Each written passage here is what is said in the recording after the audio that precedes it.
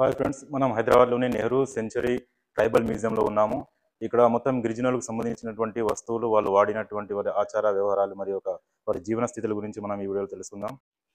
ఇది ఒక చెంచు కుటుంబానికి సంబంధించినటువంటి ఒక ఆవాసం ఉంది. అండ్ ఇక్కడ ఎగ్జాక్ట్లీగా వాళ్ళు వాళ్ళ యొక్క ప్రదేశంలో ఎలాంటి నివాసం అయితే ఏర్పాటు చేసుకుంటారో ఆ రకంగా ఇక్కడ మనకు వీళ్ళు చూపించడం జరిగింది. సేమ్ ఎగ్జాక్ట్లీ యాజ్ ఇట్ ఈస్గా ఉంది.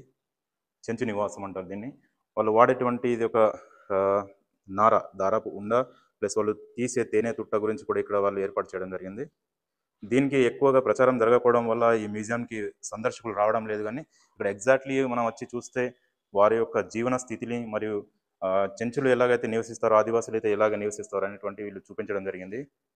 నేటి యువత అనేది వీటి గురించి తెలుసుకోవడం చాలా అవసరం. ఇక్కడ ఎగ్జాక్ట్లీగా వాళ్ళు మనకు ఎలాగైతే ఆదివాసులు అడవిలో నివసిస్తారో వాటిని వీళ్ళు చాలా చక్కగా ఇక్కడ వివరించడం జరిగింది.